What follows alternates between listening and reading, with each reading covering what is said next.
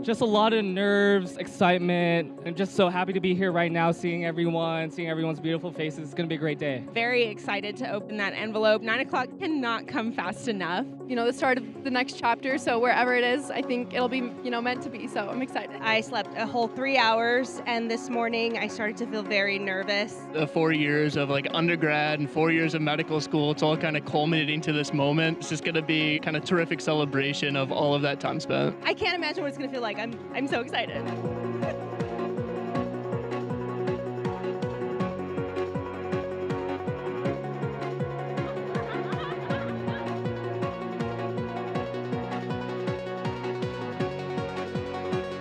Welcome to Match Day 2026. I want to thank you all for joining us this morning to celebrate this exciting and significant milestone. You will always remember this day.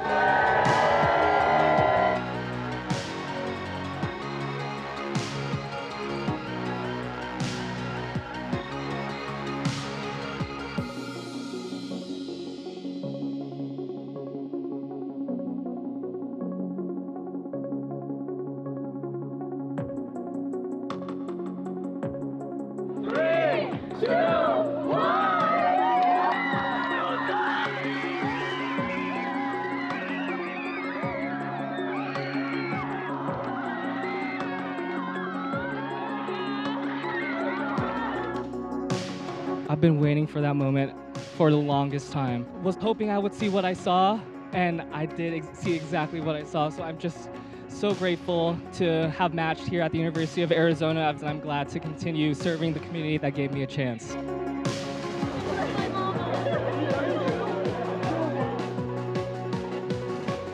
I got my very first choice, which was the most relieving and exciting feeling in the entire world. I cannot even describe.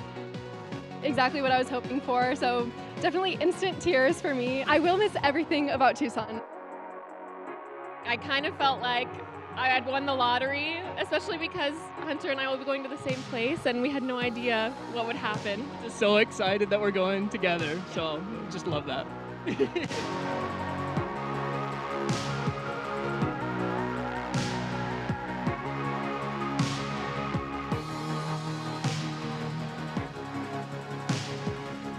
Excited for the change and all the new opportunities that come. I matched at University of Arizona Tucson. I was extremely happy. My fiance is one of the residents here already. Great program to get trained at and a great place to stay. Hi everyone, my name is Maren and I matched family medicine at Contra Costa Regional Medical Center in California. My name's Sahar and I matched dermatology at University of Arizona. Finally getting to really embrace my own form of medicine and become somebody's family doctor for the first time in my life. I am most looking forward to learning from the upperclassmen, the juniors and the seniors and the other emergency medicine residents and attendings. They have so much to offer and so much to teach, and I'm here for it. No matter where we are, like whether we're in Boston or we're anywhere else in the country, we'll always be cheering on the Cats. And I hope that I can be the best doctor, the best physician that I can be. I'm looking forward to honestly getting started and let's just hit the ground running and get going.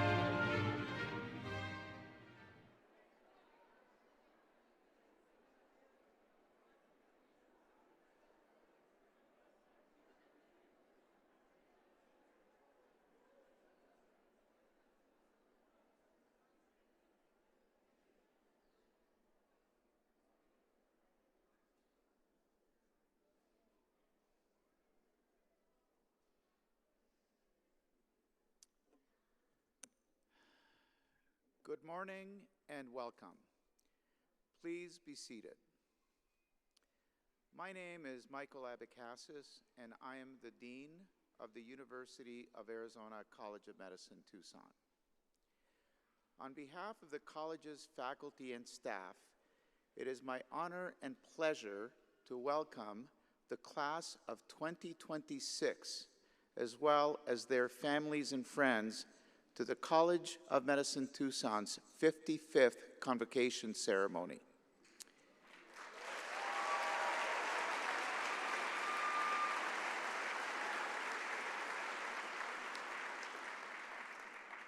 I would like to begin by respectfully acknowledging that the University of Arizona is on the land and territories of indigenous peoples. Today, Arizona is home to 22 federally recognized tribes, with Tucson being home to the O'odham and the Yaqui. The university strives to build sustainable relationships with sovereign Native nations and indigenous communities through offerings in education, partnerships, and community service.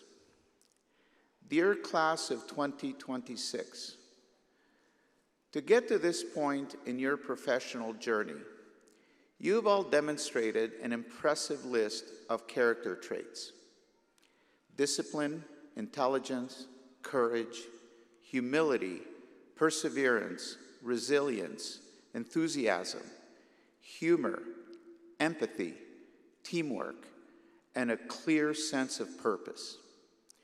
During the past several years, you have learned through didactic teaching, through observing others, and most recently, through direct patient care under close observation and with strong direction.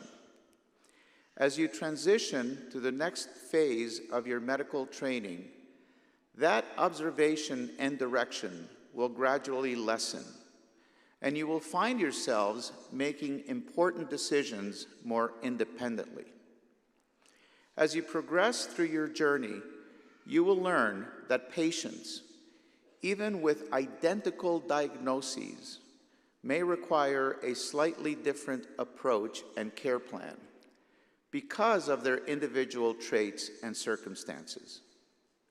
You will learn, and I quote Sir William Osler, widely known as the father of modern medicine, that while a good physician treats the disease, a great physician treats the patient who has the disease.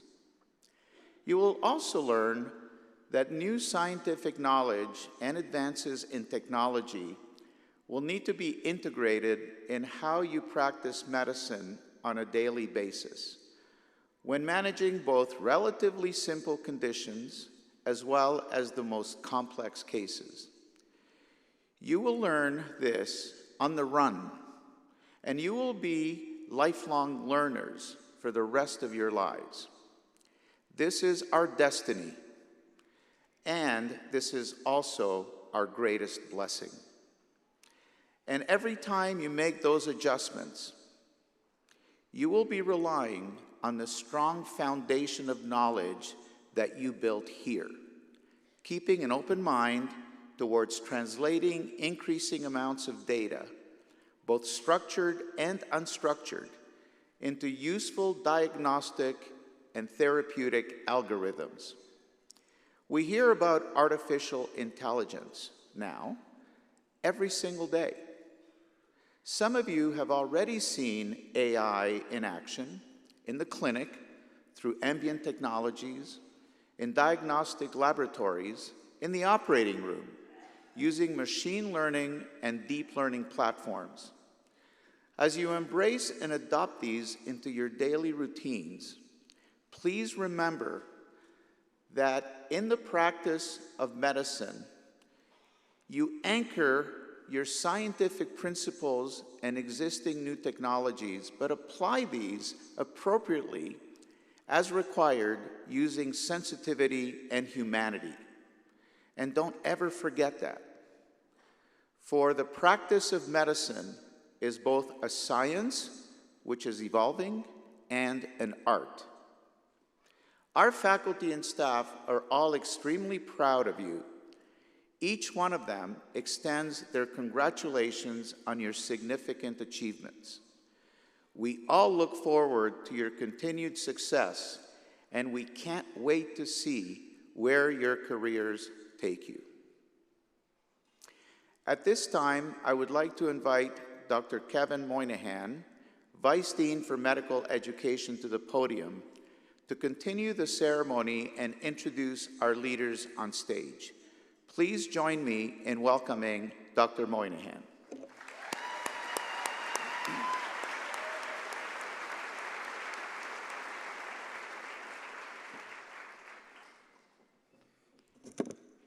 Thank you, Dean Abecassis.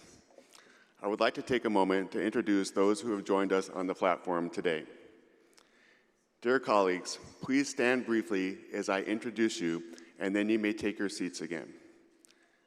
Dr. Mark Rosenblatt, Vice Chancellor of Human Health Sciences at the University of California, Davis Health, and tonight's keynote speaker. Dr. Benjamin Schwartz, President of Academic Delivery at Banner Health. Ms. Allison Flynn Gaffney, Chief Executive Officer of Banner University Medical Center Tucson and Banner University Medical Center South. Dr. Andrew Tang, Physician Executive, Banner University Medical Group in Tucson. Dr. Celia Valenzuela, Vice Dean, Community Engagement and Partnerships. Dr. Tejal Parikh, Associate Dean, Admissions and Director of the Comprehensive Education Center.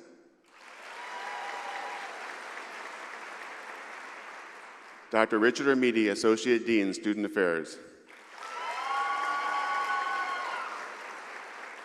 Dr. Daniel Butler, Assistant Dean, Student Affairs. Dr. Elaine Citrulakas, Assistant Dean, Student Affairs. Dr. Raquel Givens, Associate Dean, Curricular Affairs. And Dr. Josie Acuna, Assistant Dean for Clinical Competency. Thank you. Well, this morning, some very special people in the audience and others who are watching from afar are celebrating your achievements. They have played important and sometimes pivotal roles in your journey. They have helped you when you needed help, and they have supported you through some difficult times. And they have been looking forward to this day as much as you have, or perhaps even more. To all of the parents, spouses, partners, and other family members and friends, we are so grateful for your support, encouragement, and commitment during our graduates' challenging yet rewarding journeys to become physicians. Graduates, please join me in recognizing the family members and friends who supported you along the way.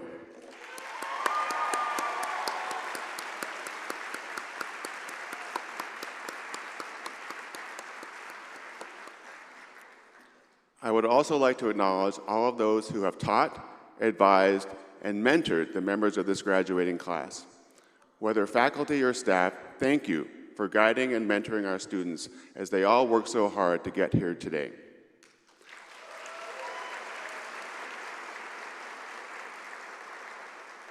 And I'm actually going to ask the representatives from the faculty and staff to stand briefly so that we can again acknowledge our thanks to you.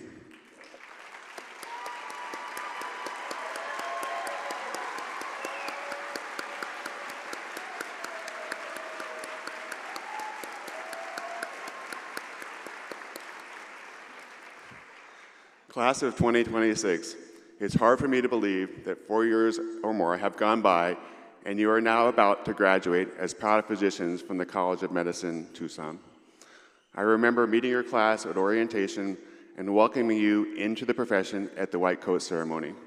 And here you are, another part of your journey complete.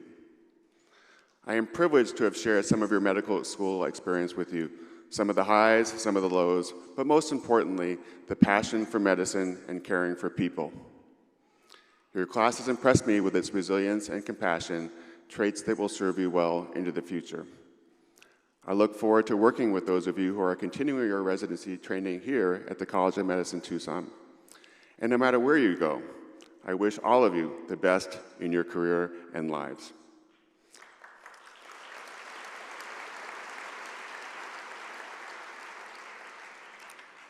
Medicine is a profession in a constant state of change, and you will help shape the future of healthcare. I know you will make us proud. My best advice for a fulfilling career is to never forget why you entered the profession in the first place and reflect on this regularly. Thanks for the memories. I'll miss those of you leaving the College of Medicine Tucson and hope all of you will keep in touch and attend reunion events. At this point, I am very pleased to introduce this year's class speaker, Chole Eckert.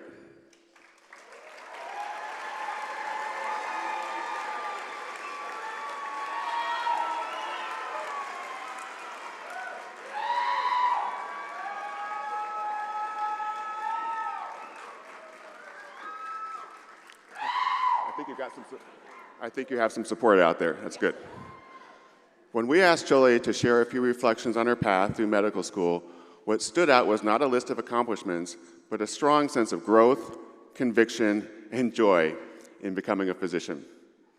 Early in medical school, Chole was very publicly committed to pediatrics and equally vocal about one thing she believed she would never do: surgery. As she tells it, she even spoke about her fear of the operating room. And yet, in a fitting lesson about staying open to discovery, her path shifted during third year, leading to her to obstetrics and gynecology, where she found both her calling and her future. She now plans to pursue a career as an academic generalist OBGYN, combining patient care with teaching. Chole also shared memories many of her classmates will recognize, and I recognize, including claiming the front table at lectures with her close friend Hunter, becoming what she called the nerdy front row, always engaged and never afraid to meet professors eye to eye. Perhaps most meaningfully, Chole describes medical school as a time when she learned to trust herself, speak with confidence, and not fear being in the loudest loudest voice in the room when it matters. Please join me in welcoming Chole Eckert, Class of 2026 speaker.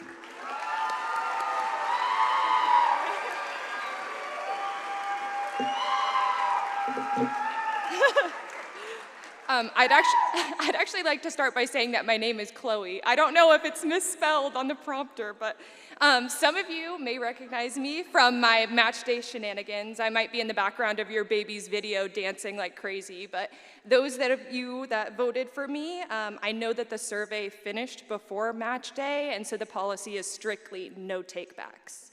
I decided to gather a couple of the fun memories to bring us together and show our families just how weird and crazy the last 4 years have been, but don't worry, I've kept it PG.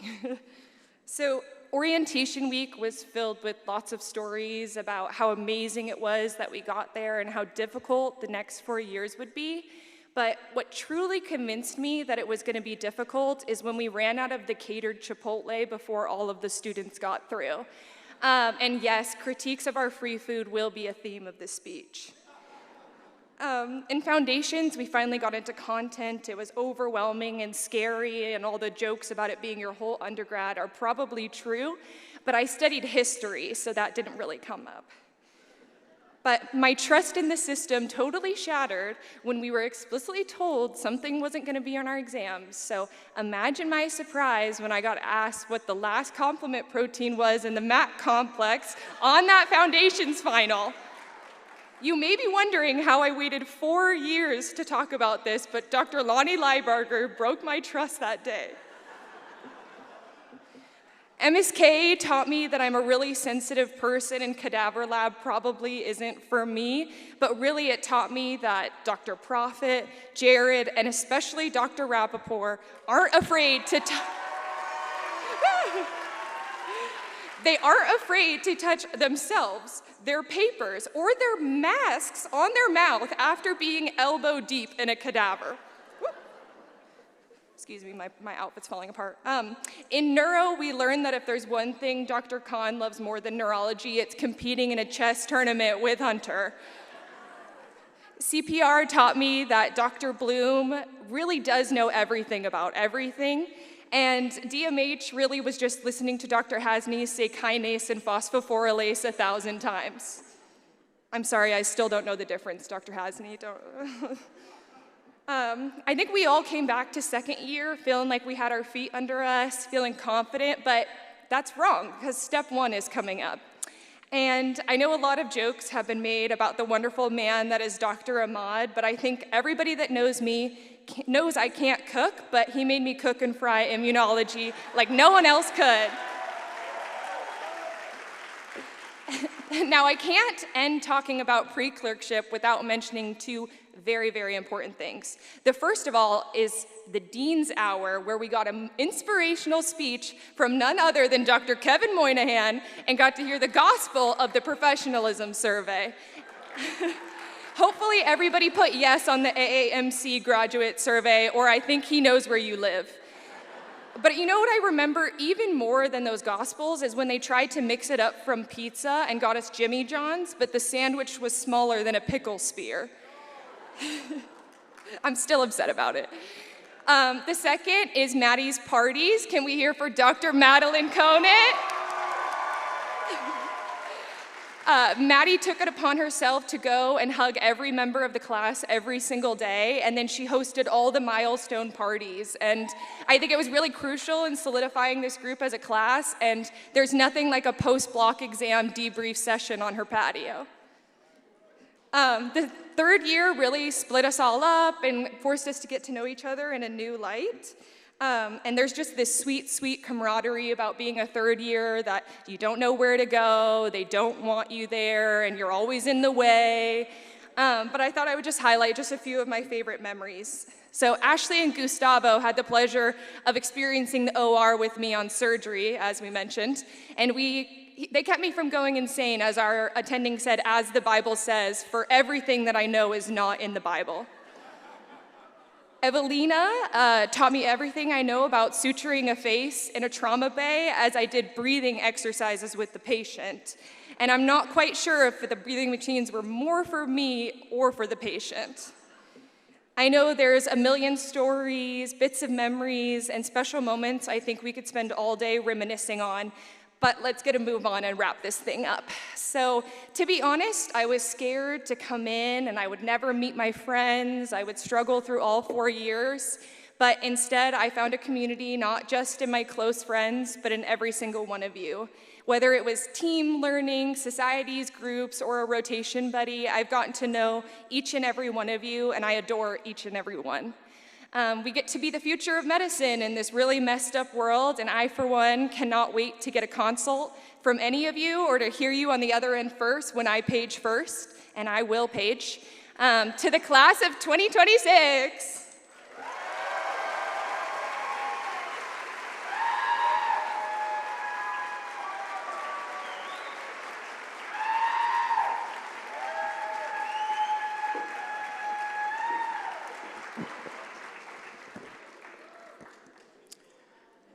Thank you, Dr. Eckert. I would like to introduce our keynote speaker, Dr. Mark Rosenblatt. Dr. Rosenblatt is an accomplished physician-scientist and academic leader who currently serves as Vice Chancellor for Human Health Sciences at UC Davis, where he oversees a major academic health system integrating research, education, and patient care. A graduate of the University of Miami's combined MD-PhD program, Dr. Rosenblatt earned his doctorate in biochemistry, cell and molecular biology, and went on to complete ophthalmology residency and advanced fellowship training in corneal disease at Harvard Medical School's Massachusetts Eye and Ear Infirmary. He later earned both an MBA from New York University and an MHA from the University of Illinois, Chicago, reflecting a rare breadth of preparation across science, medicine, and health system leadership.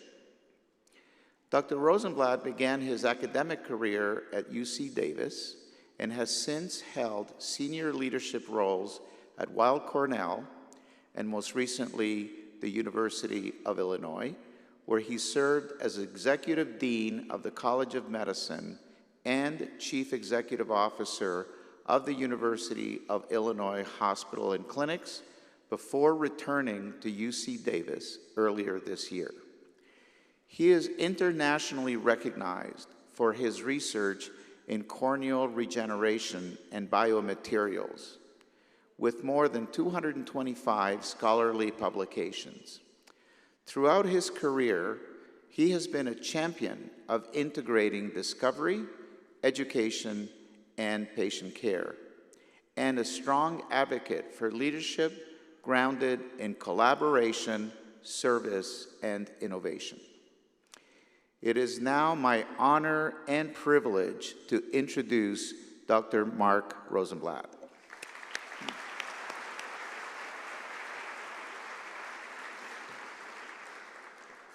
Dean, faculty, families, friends, and most importantly, these newest graduates of the University of Arizona College of Medicine.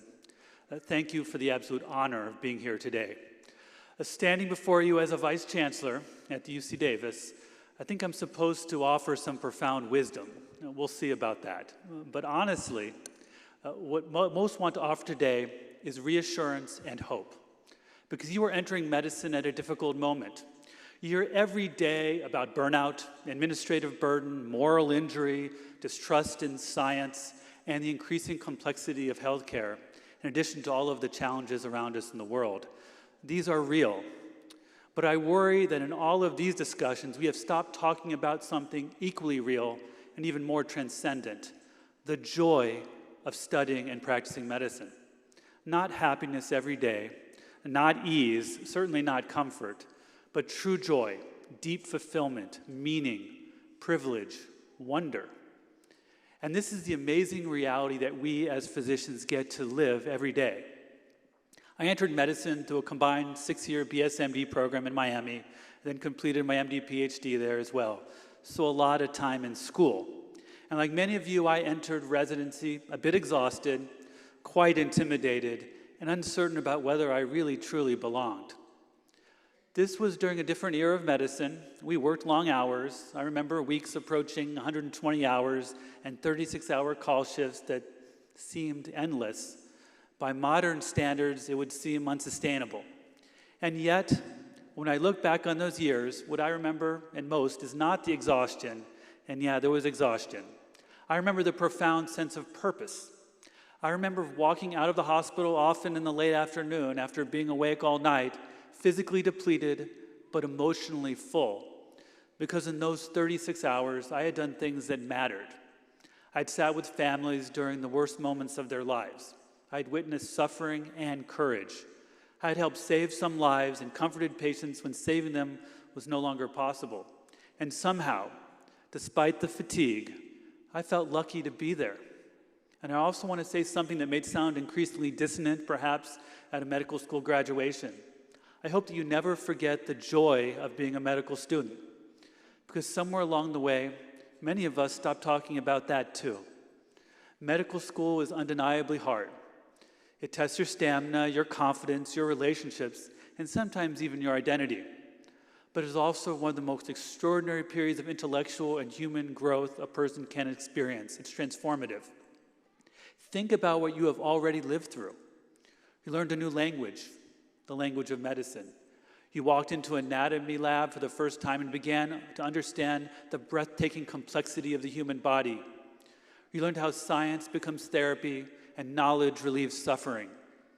But more importantly, you learned how to enter the lives of patients. You remember your first patient interaction, your first difficult conversation, your first patient who thanked you simply for sitting down and listening. Even now, despite the stress and exhaustion, I suspect many of you can still remember moments during training when you went home and thought, I cannot believe I get to learn this.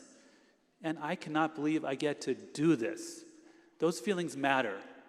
Please don't lose those feelings, because curiosity, awe, and purpose are not naive emotions in medicine. They are sustaining ones. That is the paradox of medicine. This profession will ask extraordinary things of you, but it will also give you extraordinary experiences that few human beings ever get to have. You will be invited into moments of intense vulnerability and trust. Patients will tell you things they've never told anyone else. Families will remember your words for decades. You'll witness births, deaths, recoveries, miracles, and heartbreak, sometimes in the same day. And there will be days when you leave work thinking, this is exactly what I was meant to do. Do not let anyone convince you that medicine is only burden. Do not let cynicism become sophistication. And do not mistake exhaustion for absence of meaning. Yes, our profession must do better. We should fight for systems that support physicians, trainees, nurses, scientists, and patients more humanely. We should reduce unnecessary bureaucracy and protect time for teaching, discovery, and healing. But as we do that, we cannot lose the soul of this profession, because medicine is still one of the few callings where your daily work can genuinely change another human life. That is an extraordinary privilege. And I believe your generation has an opportunity, perhaps a responsibility, not only to practice medicine differently, but to restore some of the joy we have allowed ourselves to lose and forget. Part of that joy comes from excellence, part comes from service, but much of it comes from connection, from truly seeing another human being. Even in an age of artificial intelligence, genomics, and extraordinary technology, one of the most powerful tools in medicine, perhaps its most important, remains simply human presence. A patient rarely remembers their lab values, but they remember whether you cared, they remember whether you listened, they remember whether you stayed. And yes, there will be difficult days. There will be losses that stay with you, but there will also be moments of indescribable fulfillment, moments when a patient walks again, breathes again, sees again, returns home again. Moments when you realize that all the years of sacrifice led to this singular ability to help another human being when they need it most. That is not something to mourn. That is a profession to celebrate. So today, as you graduate, I hope you carry forward not only your knowledge and skill, but also your sense of wonder. Protect it fiercely, because the future medicine does not depend only on innovation. It depends on whether people like you can preserve the humanity and, yes, the joy of being a physician. Congratulations, class of 2026. Your profession needs you. Your patients need you. And despite all the noise surrounding today, medicine, I still believe there's no greater joy than its practice. Thank you so much for allowing me to be here with you today.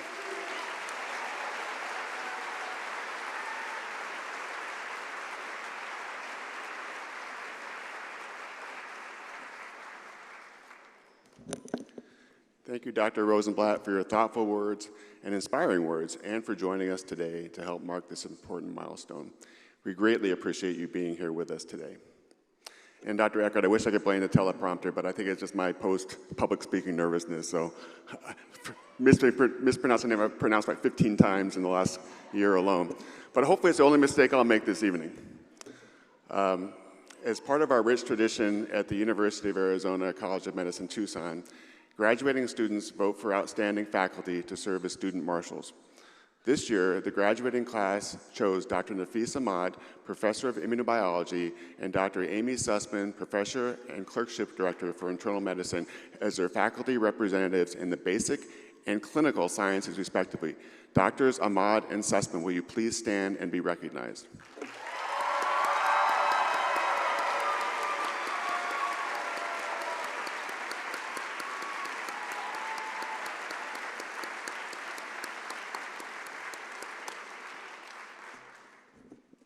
Before we begin to announce each graduate individually, I would like to provide some context about our college's Societies program. This program is designed to offer long-term mentorship and a supportive learning environment for our students. Each student is placed with a small group led by a faculty physician who not only teaches clinical skills, but also acts as a mentor throughout the student's 4 years of medical school. The Societies program consists of 4 houses named after Tucson mountain ranges: Catalina, Rincon, Santa Rita, and Tortolina. Each house has a designated house dean to ensure students received individualized attention and support. In the spirit of our Societies program, we will be announcing graduates by house. They will be hooded by a mentor from their respective house as they approach the stage, and some graduates have chosen to be hooded by physician family members, consistent with our tradition here at the College of Medicine, Tucson. We will begin with the Catalina House, and I would like to invite Dr. Elaine Suter-Lacoste to introduce the first group of students from the Catalina House.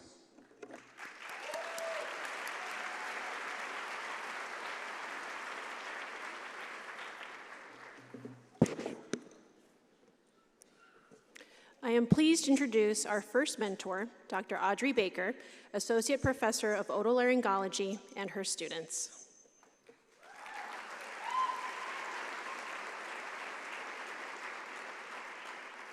Dr. Tanner Barnes.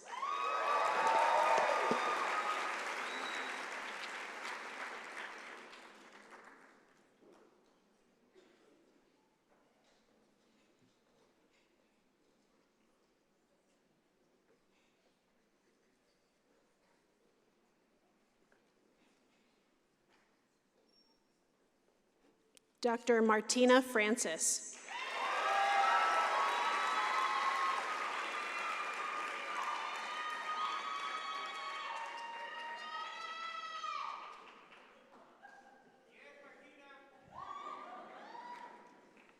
Dr. Camila Hurtado.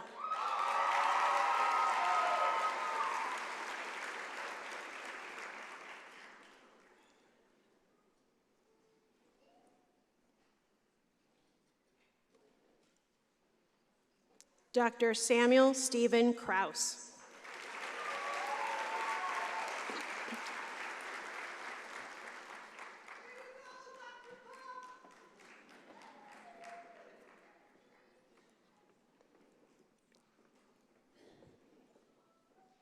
Dr. Jager White.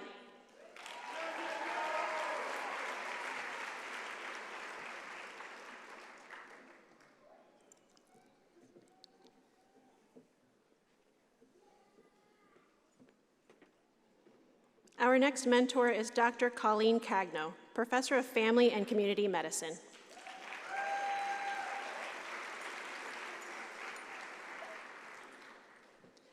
Dr. Luis Antonio Helfer.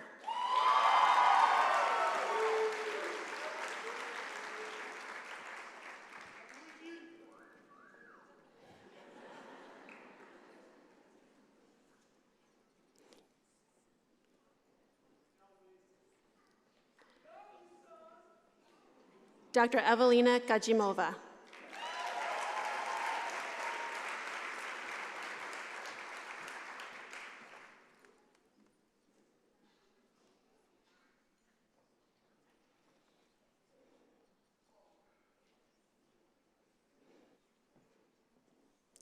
Dr. James Newell, who will be hooded by Dr. Nina Din Newell, his mother.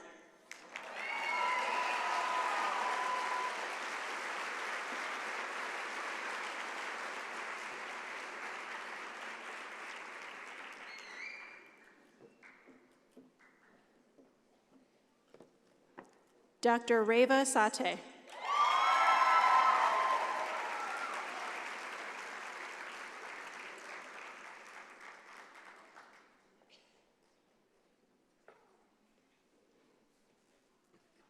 Dr. Regina Tang.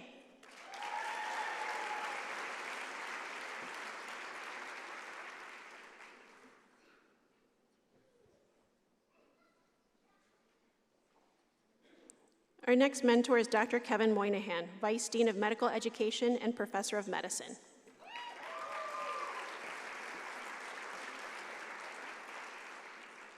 Dr. Marcy Belmont.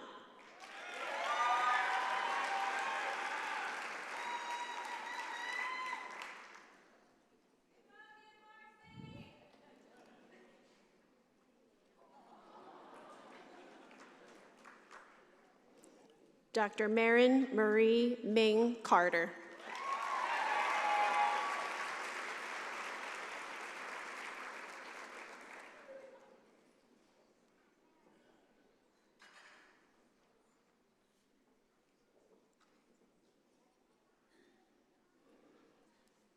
Dr. Benjamin Johnson, who will be hooded by Dr. Melinda Johnson, his mother.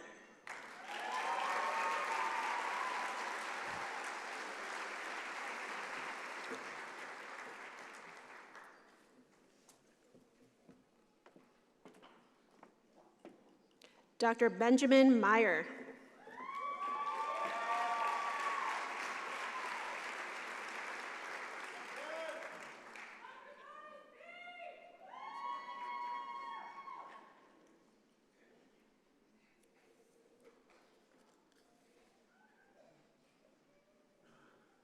Dr. Danielle Lemoyne Sawyer.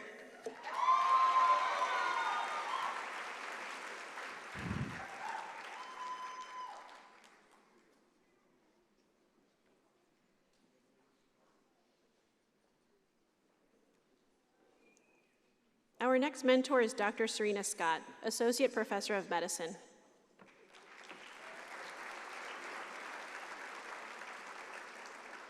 Dr. Dylan Barish, who will be hooded by Dr. Tamar Gottfried, his mother.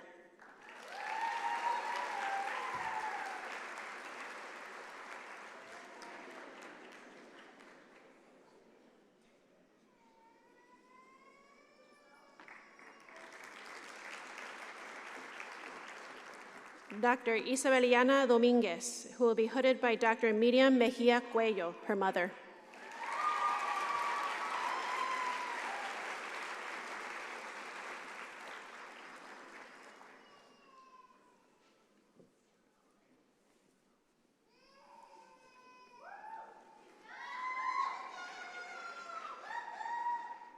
Dr. Andrew Endo.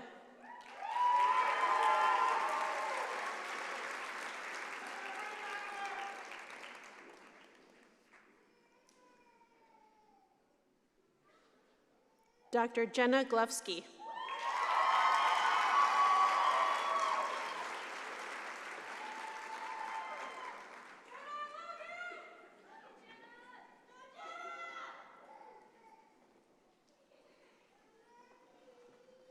Dr. Nandini Sodhi.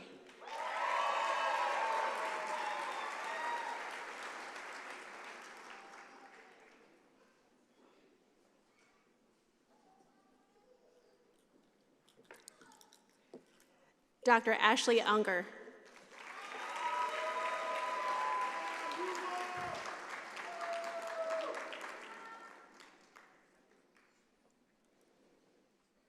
Our next mentor is Dr. Puneet Shroff, Clinical Professor of Medicine.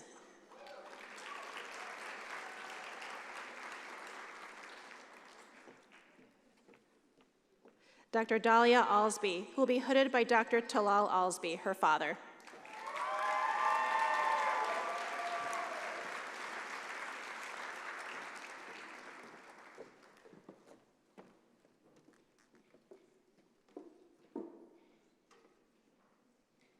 Dr. Jason Lee Chen.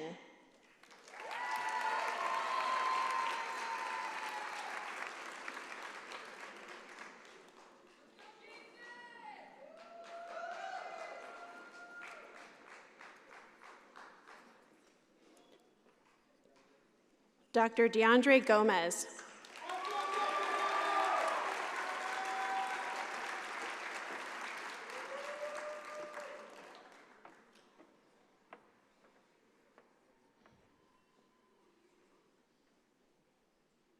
Dr. Colton Murdich.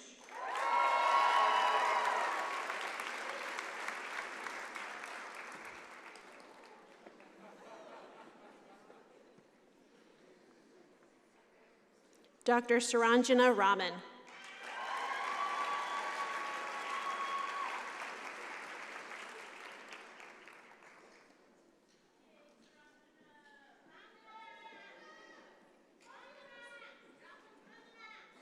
Dr. Claire Jordan Rosenberger.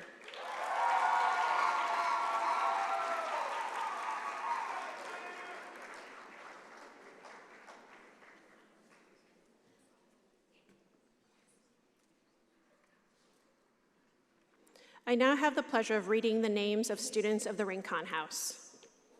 I am pleased to introduce Dr. Joy Bulger-Beck, Clinical Associate Professor of Medicine, and her students.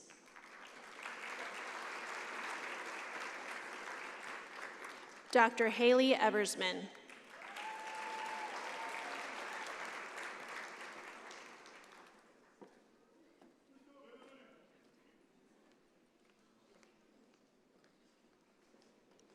Dr. Rory Kleinsasser.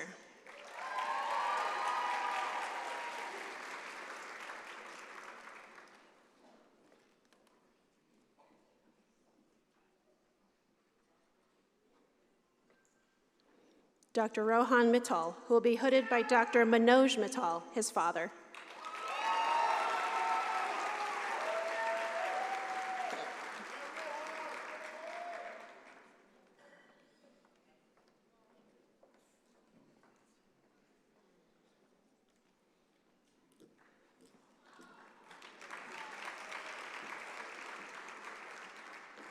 Dr. Madison Peru, who will be hooded by Dr. Kristen Cause, her mother.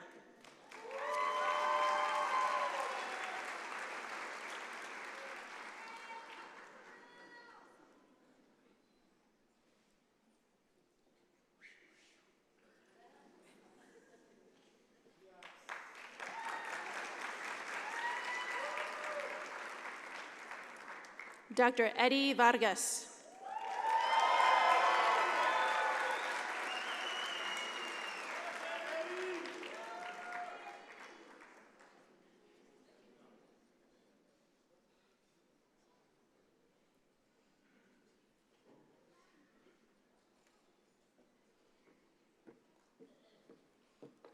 Dr. Colin Potter, who will be hooded by Dr. Lee McMahon, his wife.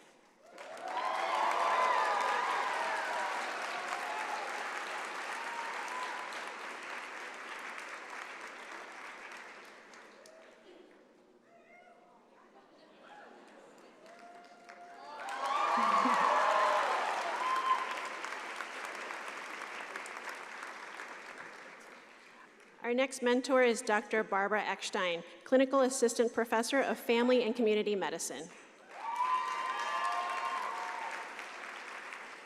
Dr. Sierra Hendershot.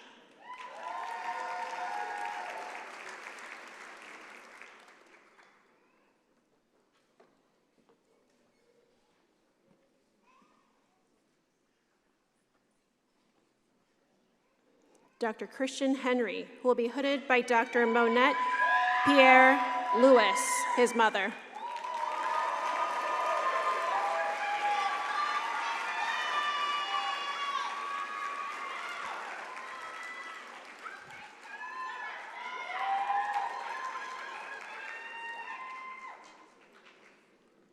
Dr. Dylan Joel, who will be hooded by Dr. Debbie Joel, his mother.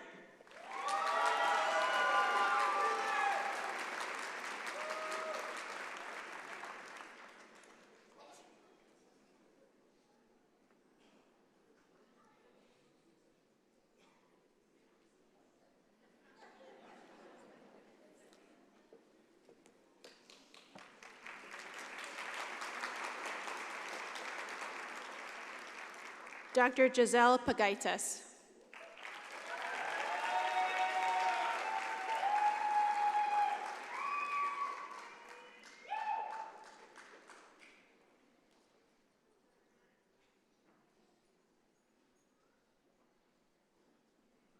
Dr. Sydney Lee Fan.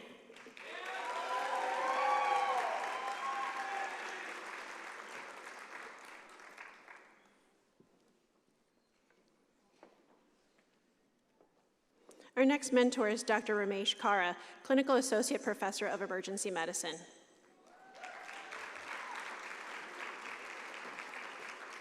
Dr. Joseph Blancet.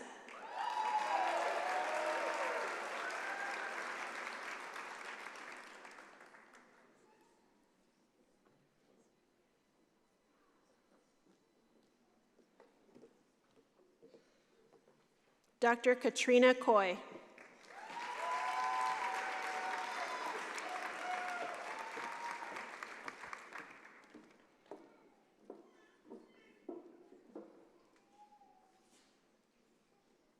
Dr. Davina Dobbins.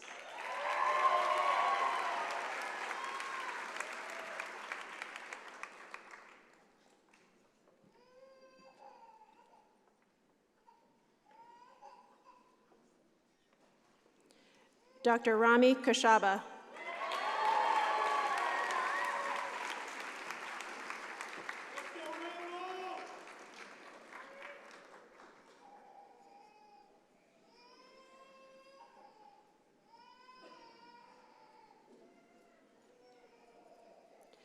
Dr. Petar Nikolic.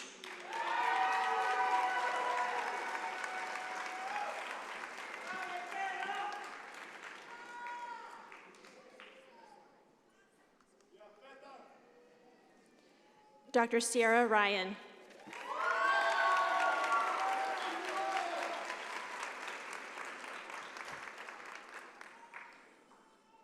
Our next mentor is Dr. Tejal Parikh, Associate Dean of Admissions, Director of the Comprehensive Education Center, and Associate Professor of Family and Community Medicine.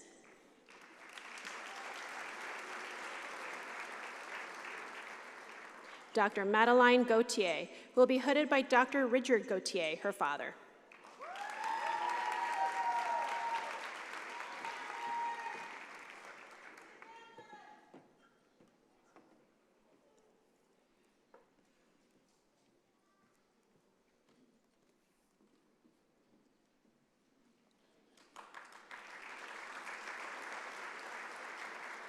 Dr. Gustavo Miranda.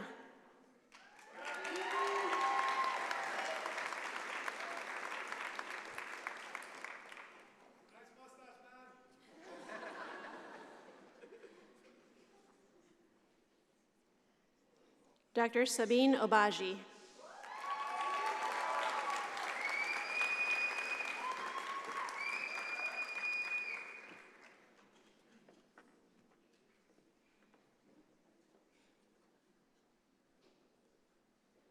Dr. Marissa Elisa Cannon Rinlisbacher.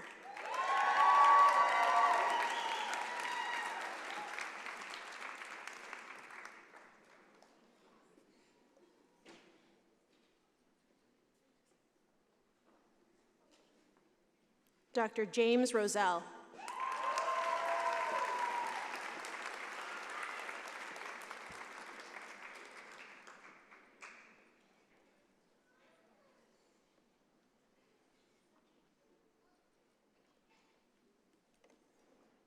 Dr. Sarah Youssef, who will be hooded by Dr. Wael Youssef and Dr. Rana Youssef, her father and her sister.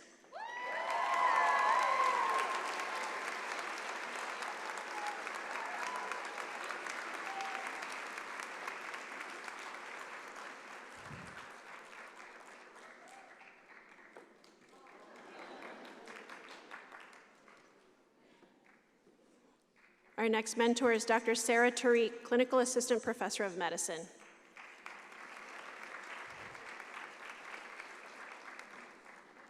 Dr. Chizitaram Vanessa Ogbuji.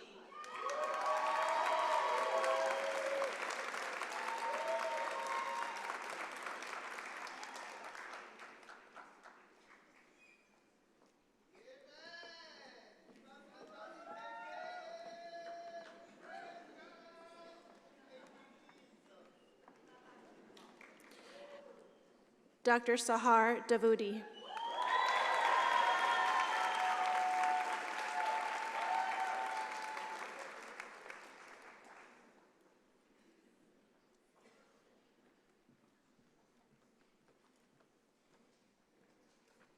Dr. Spencer Holmes.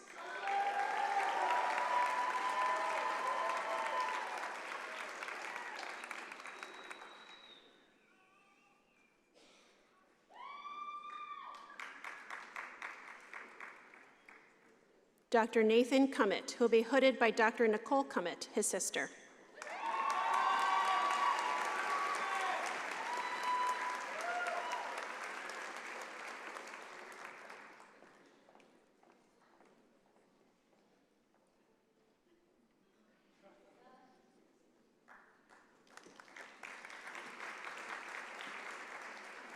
Dr. Jasmine Milan Taylor.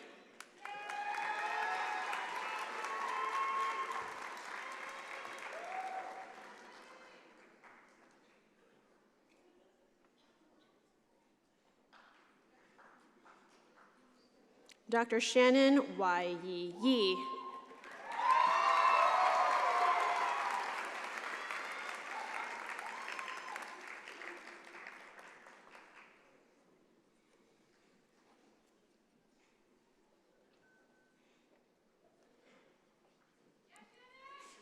Dr. Lily Yonan.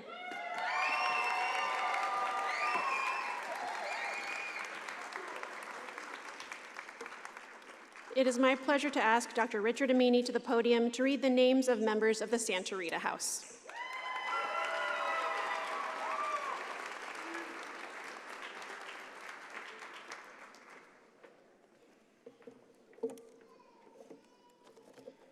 Finally, the best house.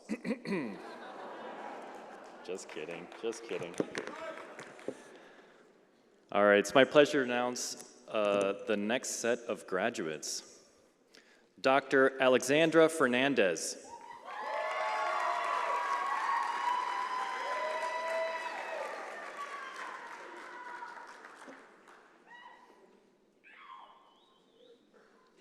Dr. Stephen Harshman.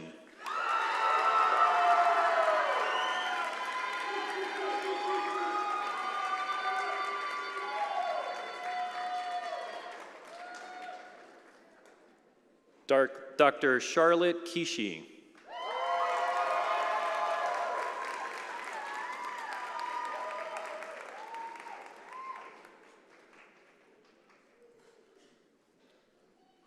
Dr. Dorothy Tung.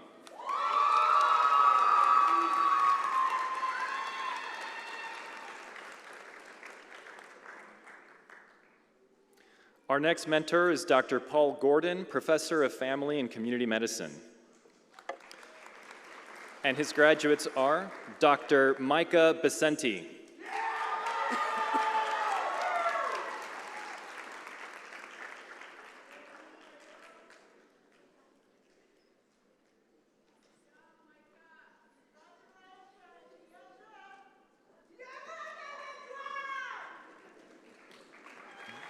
Dr. Amanda Hui Gong.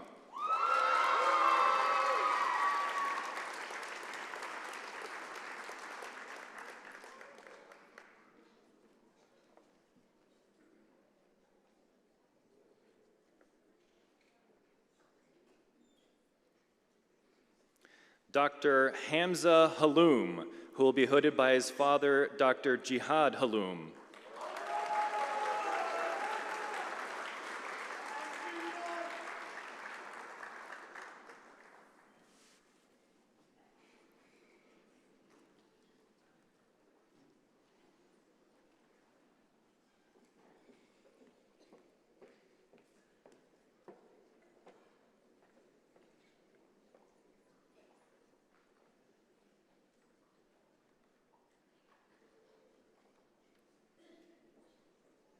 Dr. Fariba Hussain.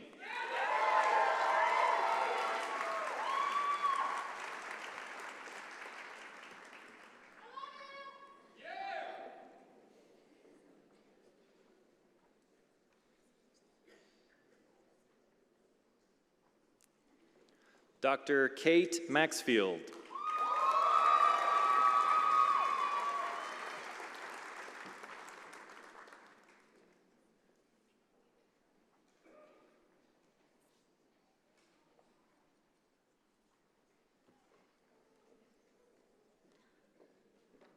Our next mentor is Dr. Dahlia McHale, Clinical Associate Professor of Medicine. And her graduates are Dr. Albert Allen, Dr. Holly Salaya,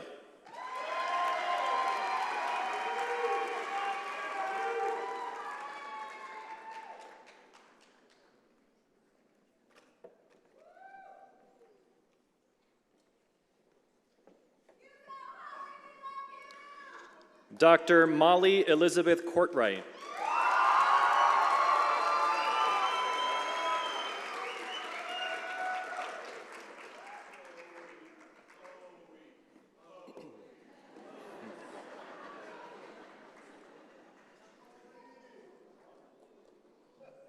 next, none other than Dr. Chloe Eve Eckert.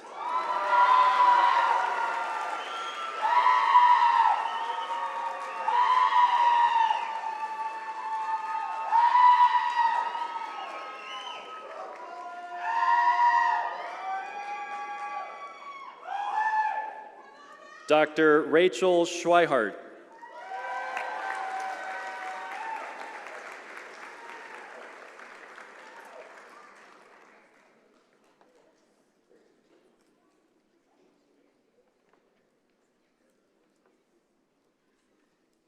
Dr. Arpan Sharma, who will be hooded by Dr. Sarita Pal, his mom.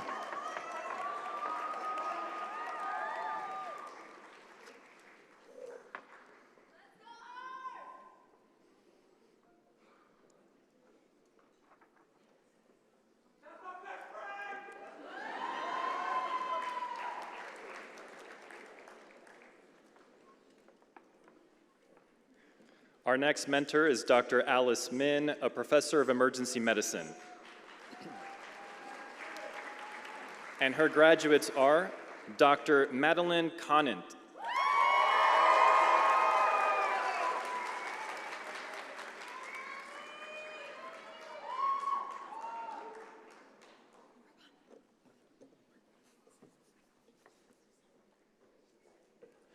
Dr. Samuel Diaz de Leon.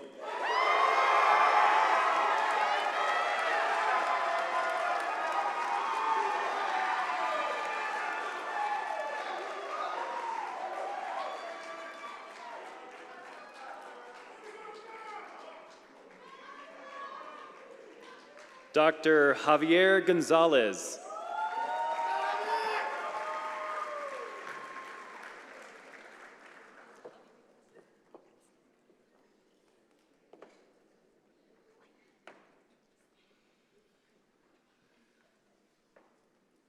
Dr. Haley Lynn Patterson.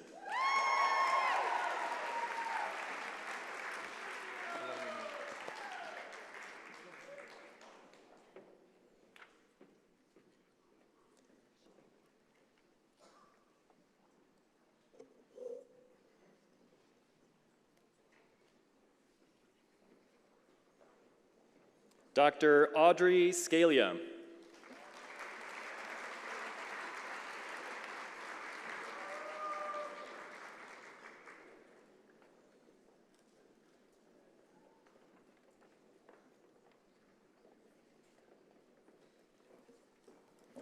Our next mentor is Dr. Chad Viscusi, Assistant Professor of Emergency Medicine and Pediatrics.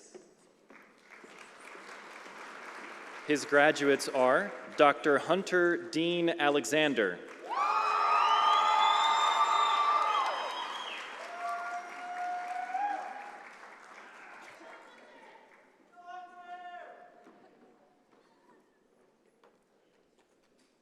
Dr. Abigail Kamanish.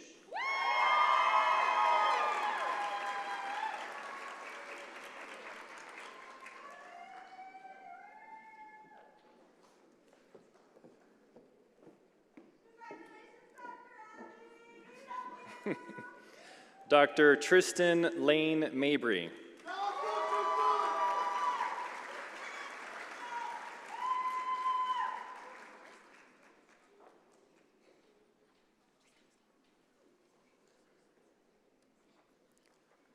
Dr. Abijay Murugesan.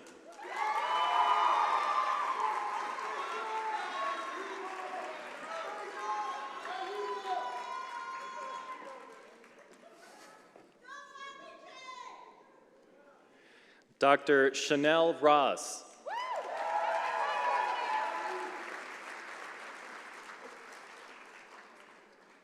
It's now my pleasure to ask Dr. Dan Butler to the podium to read the names of the members of the Tortolita House.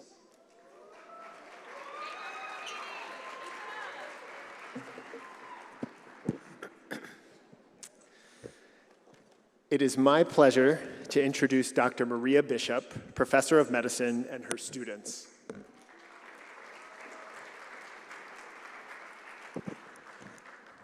Dr. Ana Maria del Sol Dreesen.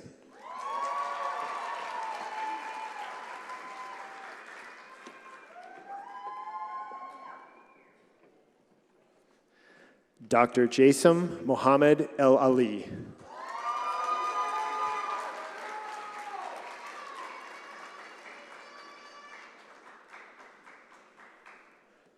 Dr. Jacqueline Kelly, who will be hooded by James Kelly, her father.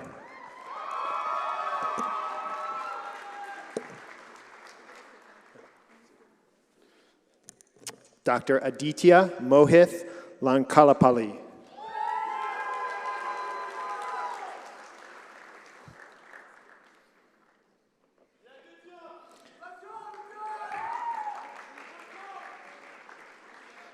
Dr. Jia Saini, who will be hooded by Dr. Rimpa Saini, her sister.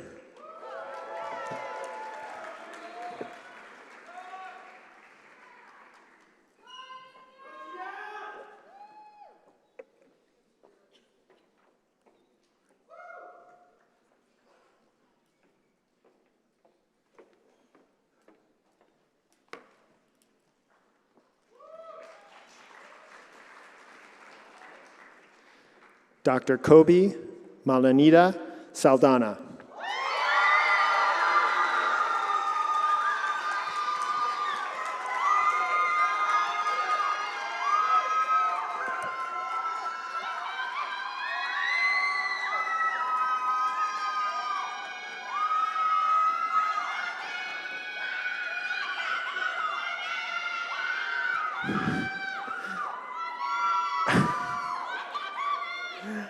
Our next mentor is Dr. Carlos Gonzalez, Assistant Vice President of Indigenous Affairs and Associate Professor of Family and Community Medicine.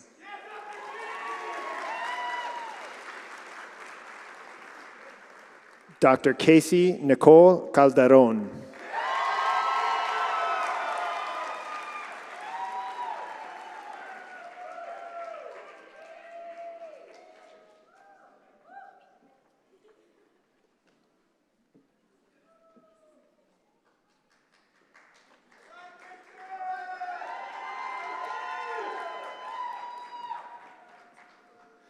Dr. Sasha Deljavich.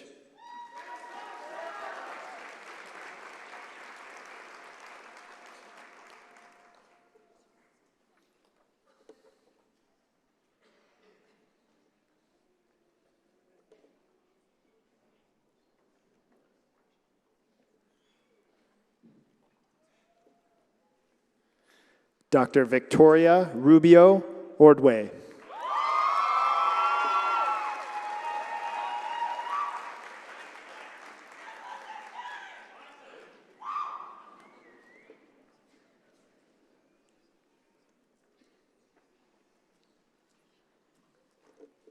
Dr. Adam Richard Thompson.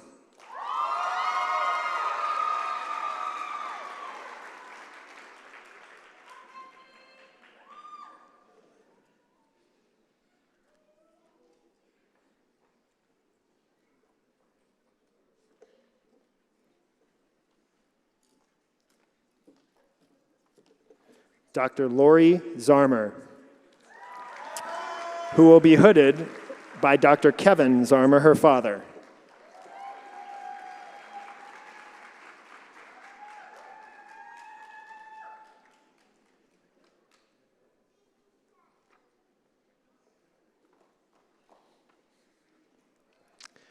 Our next mentor is Dr. Rhonda Kutab, Director of Continuing Medical Education and Associate Professor of Family and Community Medicine.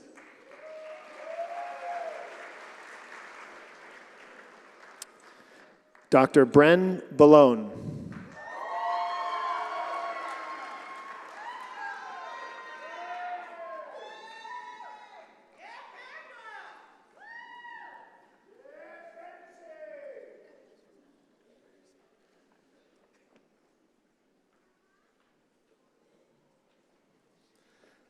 Dr. Abel Paravanikil Chernian.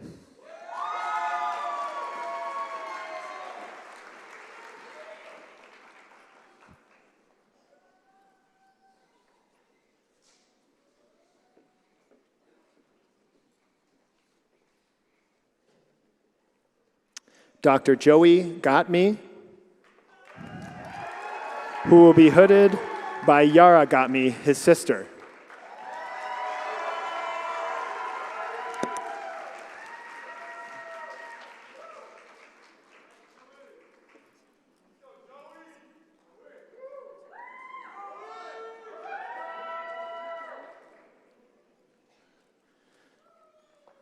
Dr. Varshini Methaku.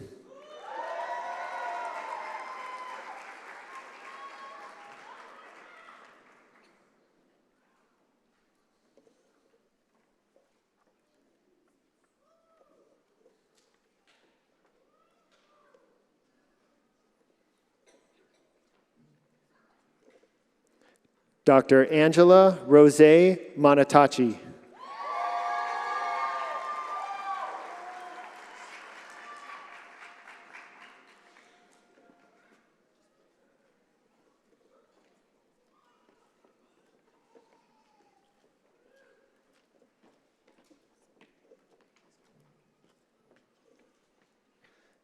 Dr. Damaris Leilani Zapian.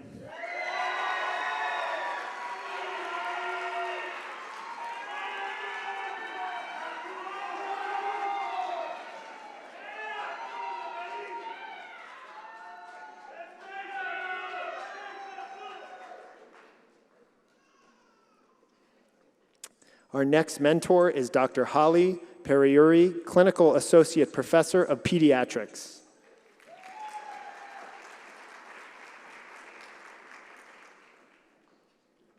Dr. Vivian Marie Benbrook, who will be hooded by Dr. Robert L. Stofak, her grandfather.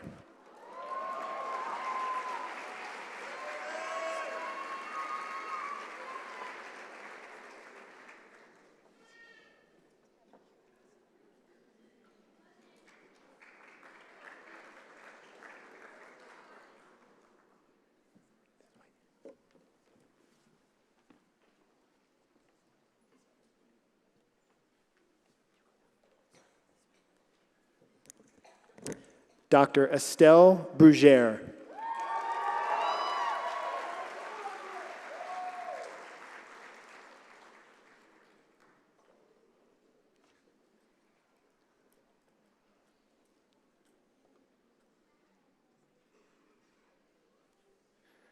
Dr. Caitlin Dagnant.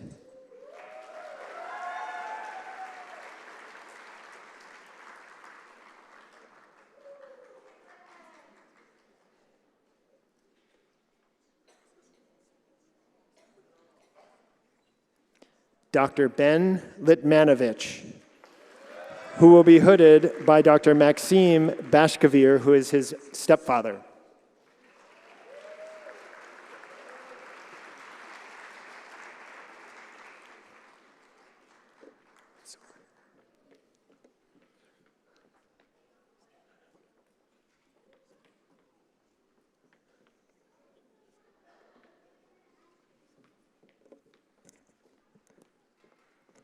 Dr. Arturo Lujan.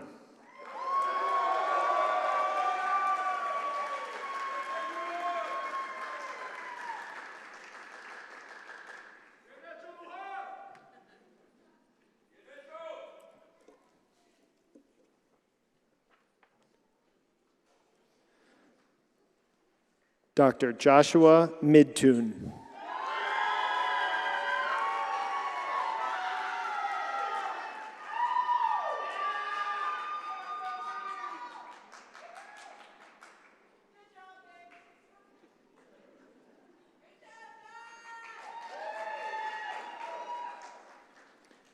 Dr. Caitlin Scott.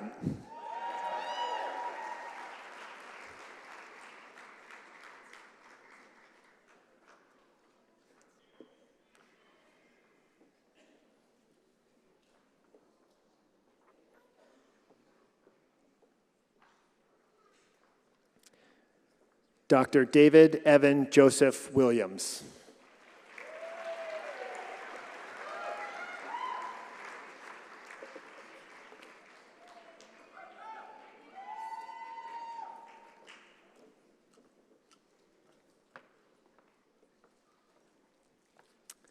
Our next mentor is Dr. Keith Primo, Clinical Associate Professor of Emergency Medicine.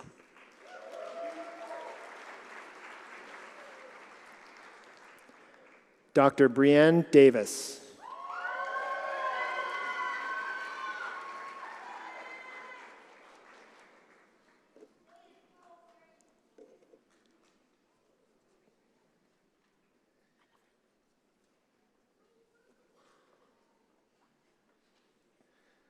Dr. Alexander Hilzer.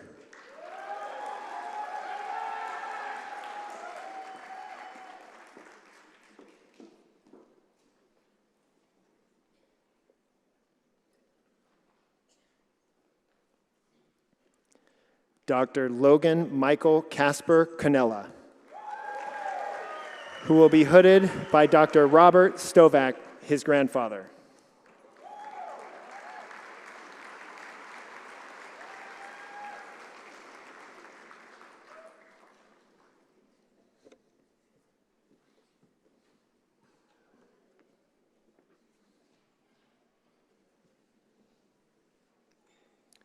Dr. Samantha Olson.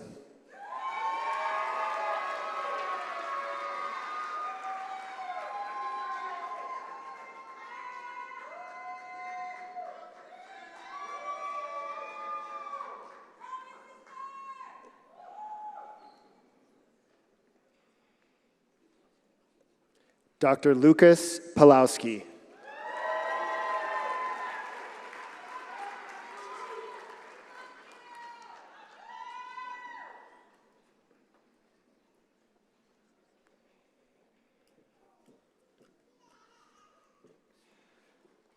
Dr. Serena Cecilia Retana.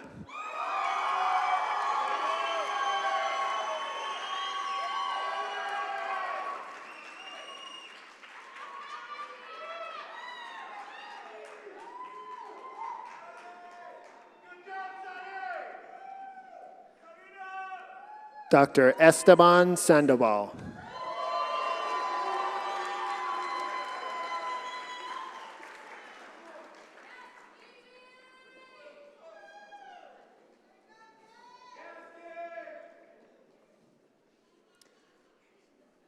And our final mentor is Dr. Mari Ricker, Professor of Family and Community Medicine.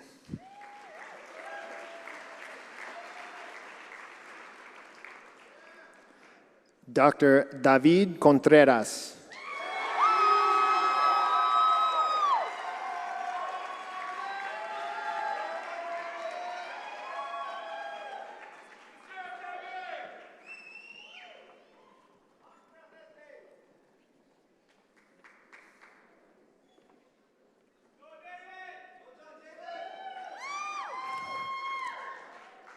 Dr. Taylor Ford.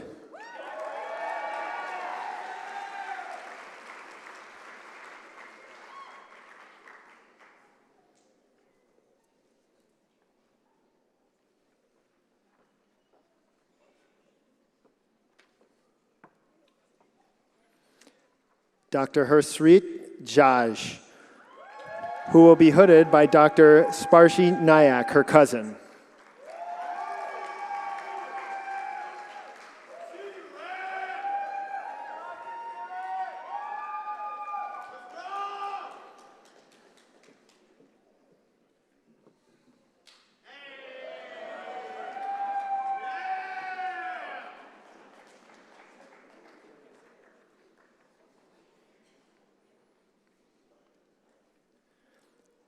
Dr. Zach Leibovit Reben,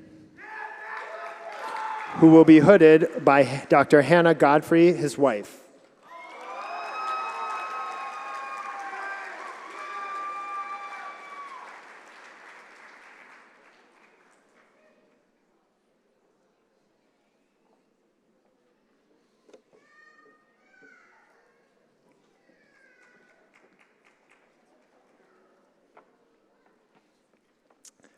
Dr. Alexander Ryan.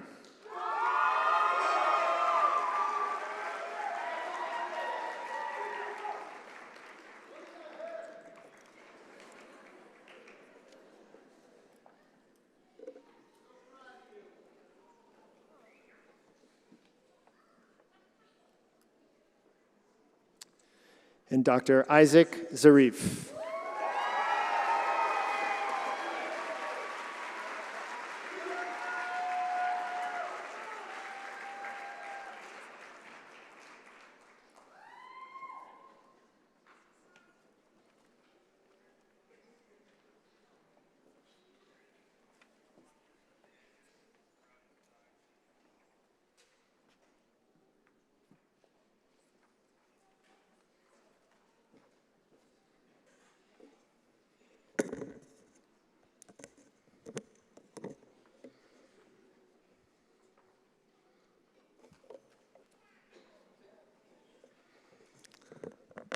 Okay, I think we all have enough positive energy to keep our smiles going for the next week or two.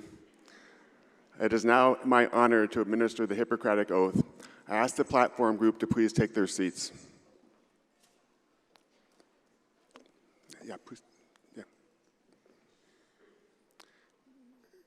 Class, I will read a section, and then you will repeat after me. In accordance with the oath of Hippocrates, I solemnly pledge by all that I hold sacred that, according to my ability and judgment, I will keep this oath and stipulation.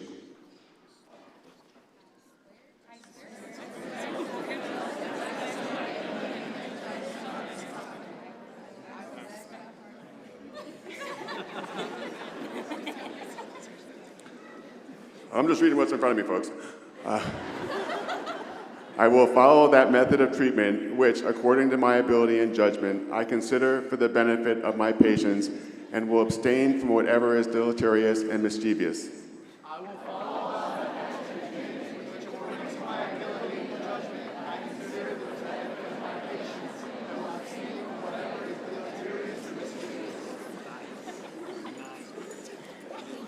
You have a different one? Oh, the class has a different one. Okay. Let's try this again. All right. I swear to fulfill to the best of my ability and judgment this covenant.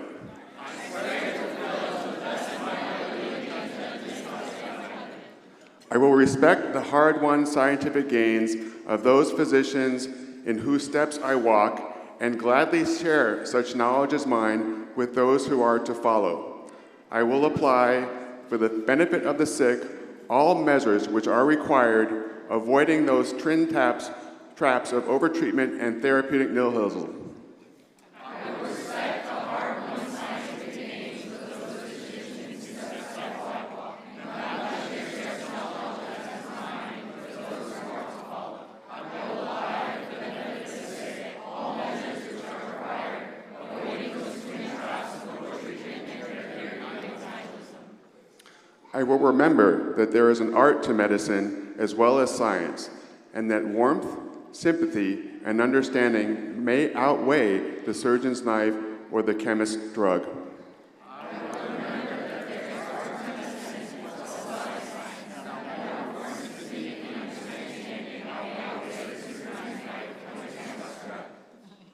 I will give no deadly medicine to anyone if asked, nor suggest such counsel.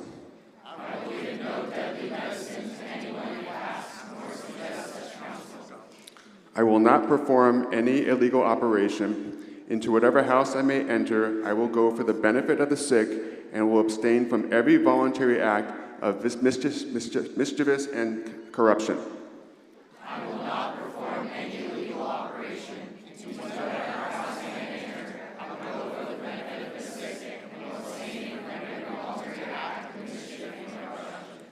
Whatever, in connection with my professional practice or not in connection with it, I may see or hear in the lives of humankind, which ought not to be spoken abroad, I will not divulge, reckoning that all such matters should be kept secret. Whatever, in connection with my professional practice or not in connection with it, I may see or hear in the lives of humankind, which ought not to be spoken abroad, I will not divulge, reckoning that all such matters should be kept secret. I will always honor my teachers, and I will impart by precept, lecture, and every other mode of instruction a knowledge of the art of medicine to all those deemed worthy and who are bound by the stipulation and oath and to the law of medicine. I will always honor my teachers, and I will impart by precept, lecture, and every other mode of instruction a knowledge of the art of medicine to all those deemed worthy and who are bound by stipulation and oath and to the law of medicine. While I continue to keep this oath unviolated, may it be granted to me to enjoy life and the practice of the art respected by all humankind at all times. But should I trespass and violate this oath, may the reverse be my lot. While I continue to keep this oath unviolated, may it be granted to me to enjoy life and the practice of the art respected by all humankind at all times. But should I trespass and violate this oath, may the reverse be my lot.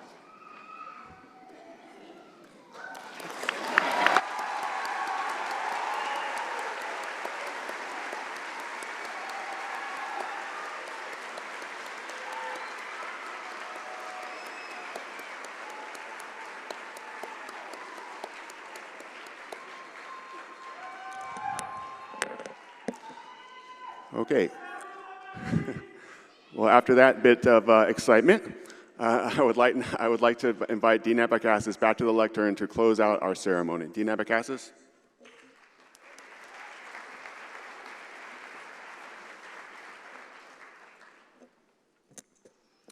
Thank you, Dr. Moynihan.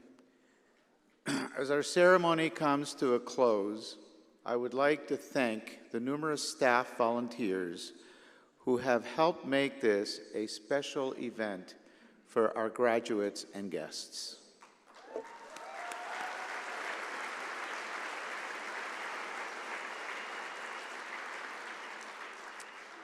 I would also like to express my appreciation to the faculty and administrators who gave their time today to take part in this special milestone event in our graduates' lives.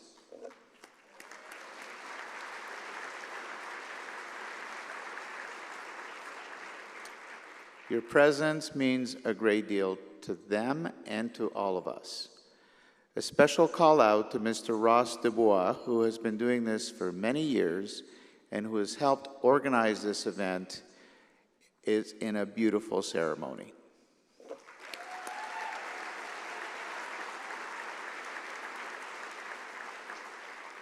And last but certainly not least, I want to thank our speakers, Dr. Mark Rosenblatt and Dr. Chloe Eckert.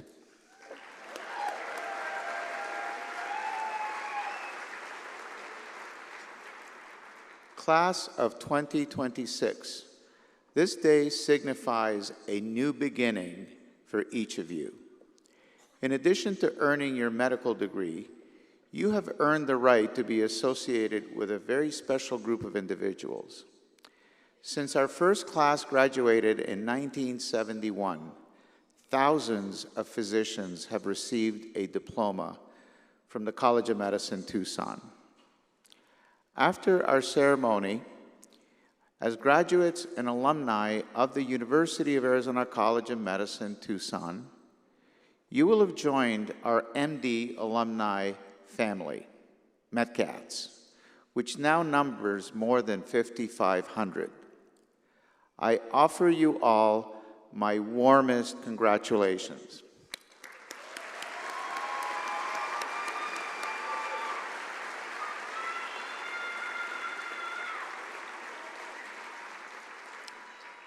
Continue to make us proud, and know that we will all celebrate the many achievements that are yet to come in your very bright futures.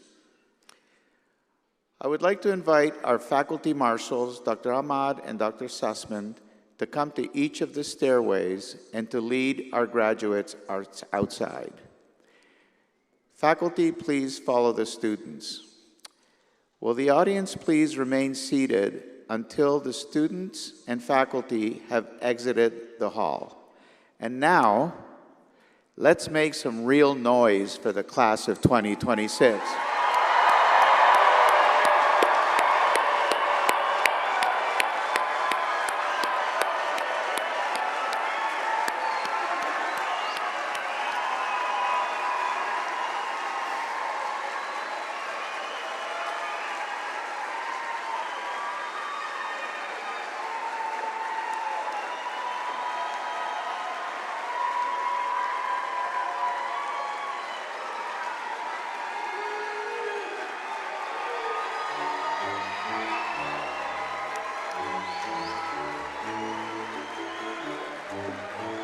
Is that all you have? Come on.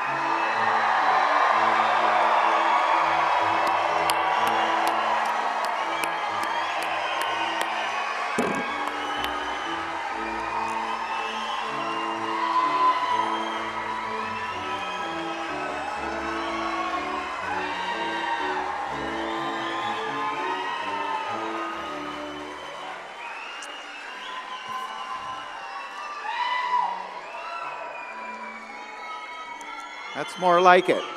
All right, thank you, everybody, and congratulations.